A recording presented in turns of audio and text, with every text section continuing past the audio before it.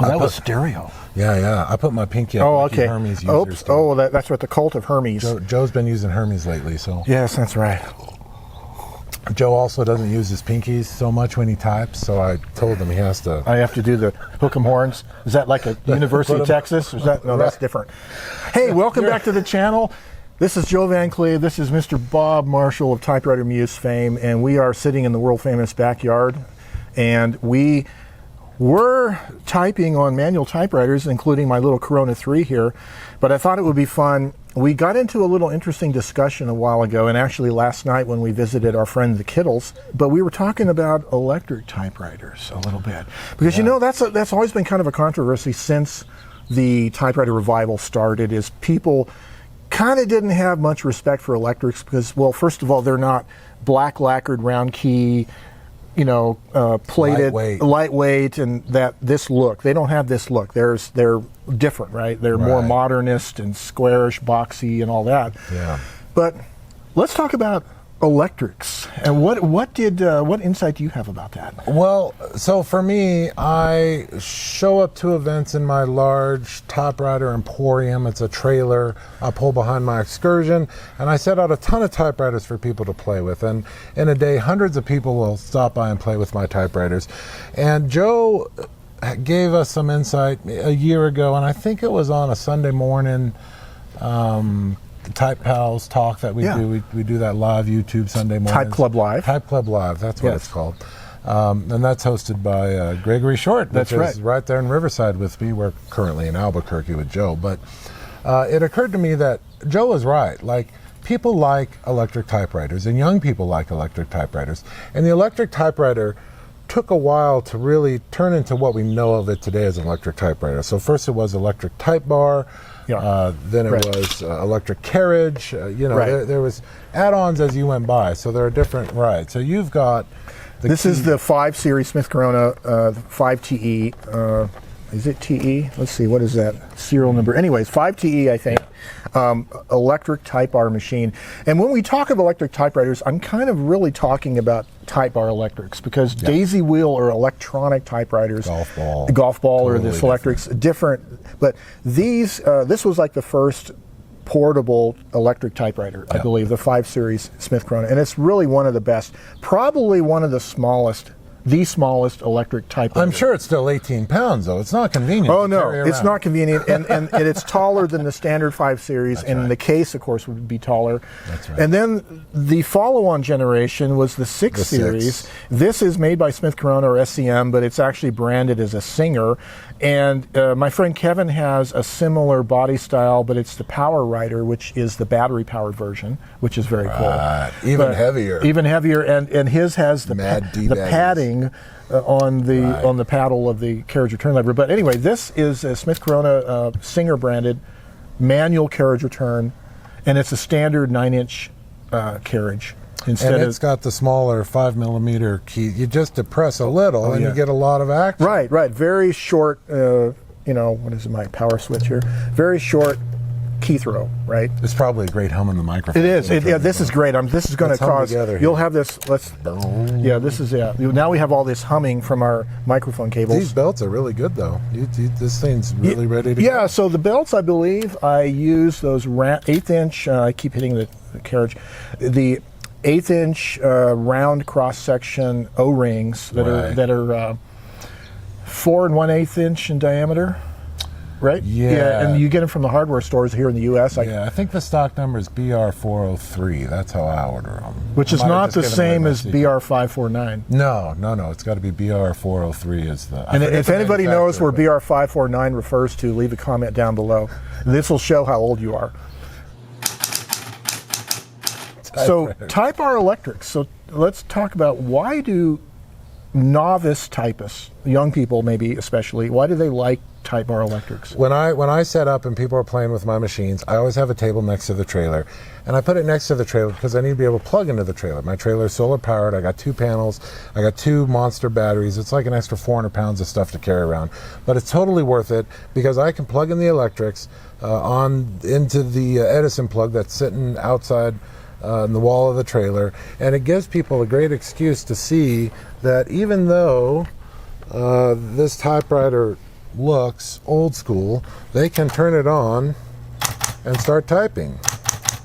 And it's real easy, and there's little throw. Yeah.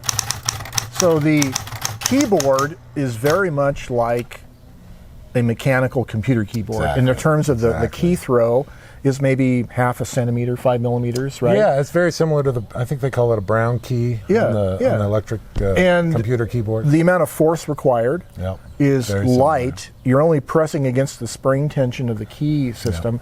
And the imprint is like as if you were whacking on a manual typewriter as hard as you could. Right. So in other words, the imprint is always dark and it's always consistently the same.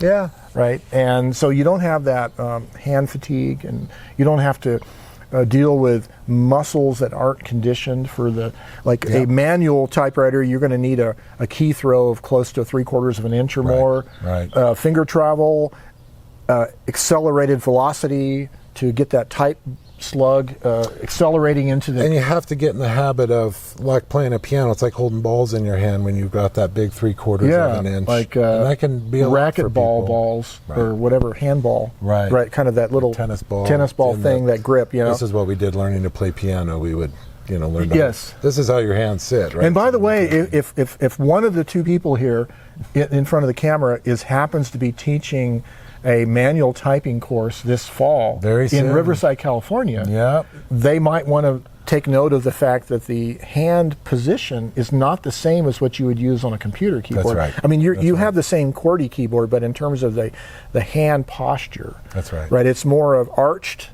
Above the keyboard, and you still have to worry about your carpal tunnel, the curvature of your wrist, bend of your wrist, and all that. But yeah, if you can reset the table height, that usually. Whereas I like the 27-inch table a lot of times, but I'll work on a 29. Most tables, this might be 30 inches. I'll work on this for an hour or two without complaint. But if I have to work for several hours, But I think the electric typewriter, as you stated before, I know I'm a big fan of Joe's, but I think he's right when he says this really is a gateway drug, and it really can attract people to what a mechanical typewriter can do for them in their writing.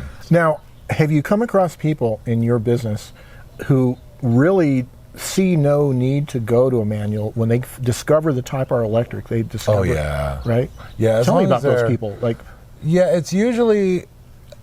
What usually happens is a professional writer, maybe a screenwriter or somebody who maybe they write copy for the Associated Press and they enjoy typewriters. They will come to me and say, I want this electric typewriter that looks like this, and I really do prefer the manual carriage return. Because the auto carriage return, it really will try to throw the machine off the table, knock your coffee over, scare the children, whatever it may be. So it tends to be that people move away from those. They don't mind the manual return, and they're looking specifically for that, just so they're not wearing their hands out, because they want to be able to write 18 hours a day without issue. This machine will definitely do that. Obviously, it's going to wear through parts a little faster. The platens are going to go a little faster. The ribbon lasts a little longer, which is nice. But, and by going through parts, I mean, you might need to bring it to me once a year if you're using it like that versus every several But on the other hand, using a Smith Corona, like either one of these, it has the quick removal platen. Right. So even if you do wear the platen out, you can easily pull it out and ship it off to Mr. J.J. Short and Associates back in upstate New York. Should I show people how easy this is? Pull that clutch out of the bottom. Oh, yeah, there you go. See, there's it. Did I just do that? I apologize. Sorry, I took your machine apart. In camera, in front of the camera, right? Oh, that's great. Live on TV. Yeah, these things do. They were very kind in the design of this to make it quite easy, because the older machines are not this easy at all. Right, so. right. It's definitely a give and take. So that was the idea, that you could ship the platens out. And I think if you had large industry, if you were doing a lot of copy, you would have multiple platens for a machine, right? Because you'd be going through. One would be out being rebuilt, while the other one was, if you were running a machine 24 hours a day and had 3 different typists on it. So. Now, as far as the aesthetics of sitting in front of a Typewriter electric, we've talked about this maybe a year or two ago in one of my other videos. There is the hum. Yeah. Right? The hum. And we're not talking about the Taos hum. No. Which is something totally different. Totally different. Up in northern New Mexico. Much lower they hear the Taos hum. We don't know what it is. But the hum from the Typewriter machine is just the motor is always running. Yeah. Right? You know? And now an IBM Selectric is quieter. The motors are quieter. Yeah. But yeah, I actually find I have the Nakajima made Olympia Reporter Typewriter electric, and it's in a big plastic bodied, but it's actually a little bit quieter. The humming noises, and it may have to do with soundproofing or whatever. You know, these Smith Coronas are open on the bottom, right? So you know, this one's closed. That one's closed. No insulation. There's no sound insulation, right? Yeah, you need the air holes. Yeah, you got to have vents for cooling the motor, so that you can't really make it soundproof when you need air cool vents. And you could put a cover under it. This is a nice, for all of you who don't know, originally when Joe started doing videos years ago, this was his backdrop. That's what he was using as a I was shooting in my garage, and there was a wire clothesline across in the garage, and I was trying to block the view of the laundry machine. Right. So I was hanging this gray flannel towel. And it's a great insulator, really, for the hum in the machine. But what you need is one of those really thick felt typing pads. Yeah, Maybe might nice. quiet it down a little bit more. But you know, typewriter electrics are not the kind of machine you want to use late at night. If you at home, if you have other people living with you. Just the impact is a little louder. Yeah, because it is like a crazy guy hitting keys as hard as you can, right? It's an electric powered crazy guy. Yeah, that's a good way to say it. You're right. And I've never had the progressive wear me out. It insulates quite well, because I do have a Hermes Ambassador that I've taken the front off and started typing, and after 10 minutes I realized it's non-electric, totally manual. I realized that the percussive beat is hitting my chest and wearing my chest. Like I can, every time I type I feel it. So you know, it's 6 of one, half a dozen of another. That's right. You never know. But electric typewriter is really able, the person who has never used a manual typewriter. I've had a lot of people turn on the electrics, play with them, which is great. Most people today know how to turn on and off a machine to use it. And then they go over to the manuals and they go, well, this is similar. So these really are a gateway drug to mechanical typewriter. Like your son Robert here typed a third of a page. Oh yeah, real quick. And you did real good. A good imprint, because it's not relying on finger pressure or finger speed. Yep. I like how he wrote here that this is a cousin to a sewing machine. Yeah, it says Singer. Right. That's right. Yeah, that was a really good one. But I like your statement was younger people will attract to these machines. And I think there's a lot of gesture to that. Yeah, and I think if you're planning a public typewriter event, a type-in, I think you need to bring electric typewriter machines. And they do get very popular. I remember one of the recent ones we had a couple of years ago now. This machine in particular, some young gal started writing poetry on it. You know, sort of inspired by the curves and the color and the ease of use of the Typewriter electric. This becomes a very nice machine to use. If you don't mind carrying around the weight. Right. That's just it, right? Yeah. It's a weight that'll wear it. Oh, this one does have blue ribbon. Yeah, we have a blue. Exciting. Oh, yeah. Is it two-tone black? No, it's just blue, all blue. It's I'm feeling blue for you. You know. Oh yeah, you could type with your pinkies up on this machine. You could do that, and you'd be okay. You'd be okay. In fact, you could type with your pinkies. With an electric, because it's electric. You could do the weakest fingers of your hand, and it would be okay. It would be okay. That's right. That's great. And you know, there's no rules. And we've talked about this before. You know, for us old enough to have gone to typing class in school, or if you went to an educational college that taught secretarial skills, you had to do things a certain way. You had to use the home row touch typing technique, never look at the keyboard. You know, type. Greg was gone. You followed Greg. Yes. But nowadays, the use of a typewriter is no longer for professional use, really, that way, in that context. So it's like mechanical jazz. You can do whatever you want. Exactly. It's freeform. It's freeform jazz. However it serves you. That's right. Build a relationship with the machine. That's right. That's right. Say that again. Oh, build a relationship with the machine. Let it serve you. Amen, brother. Yeah. Well, thank you very much. This was great.